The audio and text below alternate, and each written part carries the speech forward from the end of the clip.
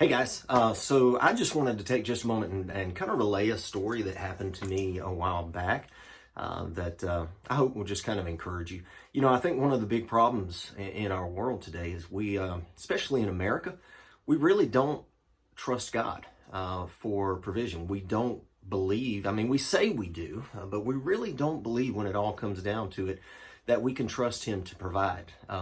Over the past 8 years, God's really been dealing with me to just step out on faith and trust Him to provide and focus on ministry. There have been several times I tried to do that and went well for a few months, and then God decided to test me, and I cut bait, went back to work with a real job.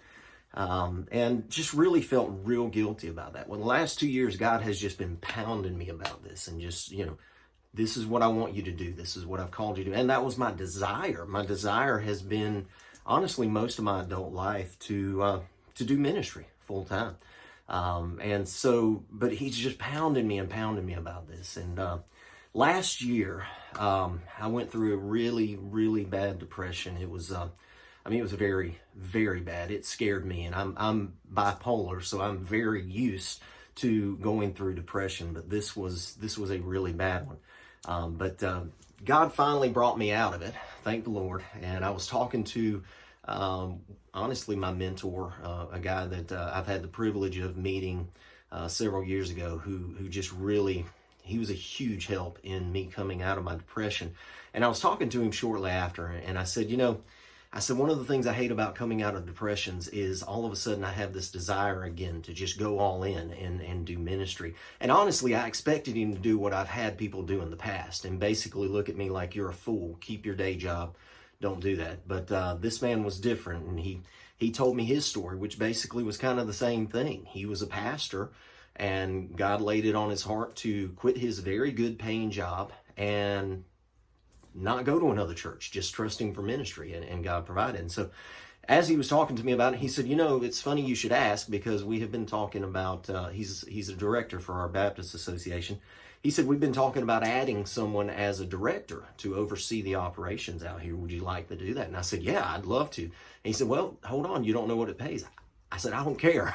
I've been praying about an open door since for years, and this is an open door, and I believe it's God's time, so I'm going to do it. So I took the job. Well, to be honest with you, the job pays about $600 or $700 a month less than what I need just to pay my basic bills.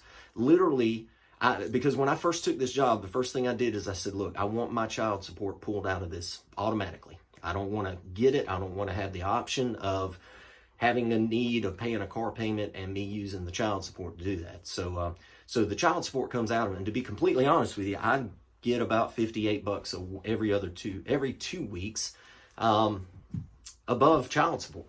So roughly $120 a month is what I have to live on. And everything else I have to trust God for. And I can tell you, God has provided. I've been doing this now for about 9 months. And I've not had a bill that has not been paid. Now, I'll be honest with you, He has tested me. There have been times when I'd go for 2 or 3 months and my car was looking like it was going to be repossessed, but He provided. Well, shortly after I took this job, I had my daughter for the weekend. Money was very tight. This was like maybe 2 months after I took the job. I'd had no money come in except for the ministry center money. And so things were really tight.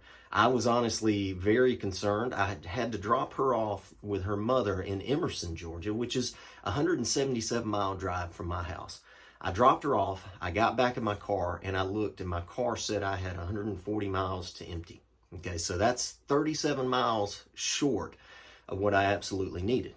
I had $1 in my wallet, no money in my bank account, and I was going to run out of gas about 40 miles before I got home. And so I'm sitting there thinking, okay, what do I do?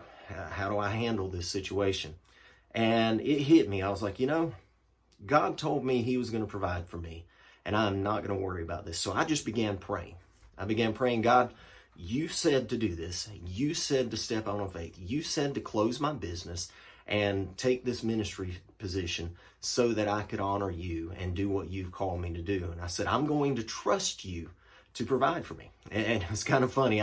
I had a half empty bottle of, or half full, I guess, depending on if you're a pessimist or optimist, half full bottle of water sitting beside me. And I remember just looking at it and saying, God, if you have to, you will turn this water into gasoline and I will pour it in my tank.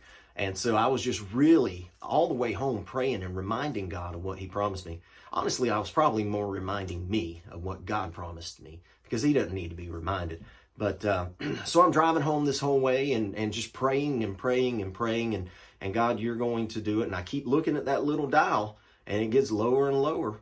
Well, I get about an hour out of Macon, Georgia, and it's in Forsyth, Georgia. And my cousin lives in Forsyth. And so I'm sitting there thinking, okay, maybe I need to call him and say, hey man, can you front me $5 and let me get enough gas to get home? But I decided, you know what? No. God promised me he's going to provide, and he's going to provide. Even if it's a situation where somebody pulls me over and says, hey, God told me to give you $10. Or if I stop to go to the bathroom and somebody hands me $10, I said, God's going to provide. So I trusted him. Well, I keep on driving. I get into Macon, Georgia. I've got 10 miles until empty. Now, I did call my parents and I said, hey, I just want to let y'all know I'm in Macon. I got about 10 miles till empty. I may have to call you to come pick me up, but I've been praying and I believe God's going to provide. So I keep on driving and I hit the 0 point and I'm like, okay, here we go. We're going to find out what God can do. I keep driving, keep driving, keep driving. Whole way home, I'm praying. I'm like, okay, God, where am I going to have to stop? Where's my dad going to have to drive to come pick me up? Long story short, I make it all the way to the town I live in. I'm driving down the dirt road that I live on, and about 20 feet from my driveway, my car starts cluttering. And just clunk, clunk, clunk, clunk. I run out of gas, I literally coast into my driveway before my car stops. So God provided. I had 37 miles that I did not have gas for, and God provided for me. And now what's so funny about that is that happened about 6 months ago. So what's so funny about that is this whole time I've kind of been thinking, okay, was that really God? I've never pushed my car that far after it says I'm out of gas. Was it really God, or was it just the dial, tells me wrong? Well, last week I forgot to get gas. I live about 20 miles out in the country.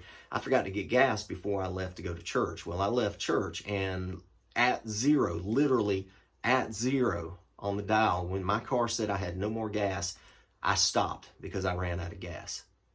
So that's what God can do for someone when they truly trust him. I should have been walking about 20 or 30 miles out of Macon. I should have been walking at that point, but I was not. God brought me all the way home on gas fumes because I trusted him. And so that's the God that we serve. That's the God who says to us in Matthew chapter 6, verse 33, don't worry about all these things because your God's going to provide for us. That's the God who says in Matthew chapter 7, verse 1, that if you ask, it will be given to you. If you seek, it will be found. But we just don't allow him to show who he is because we don't trust him enough. And the reason we don't trust him enough is because we are too busy providing for ourselves. Not that we're supposed to be lazy.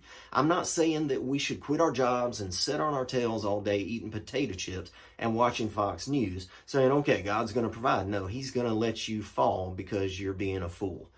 But what I'm saying is if God tells us to trust him and we do it, he is faithful. He is faithful to provide like he's promised he would provide. So anyway, I was thinking about that story today. I was talking to someone, we were talking about trusting God, and I relayed that story to him. And so I wanted to share it with you guys and just let you know God is a God who is faithful. He is a God who will provide for us if we do what he's called us to do. Hey, listen, I hope y'all have a great day, and God bless y'all. Hey, keep sharing some stuff. I've got several songs out there that I'd love for you to share with people. And just let them know what's going on, because I really believe God's about to do some great things through us, okay? All right, hey, God bless you. Have a great day.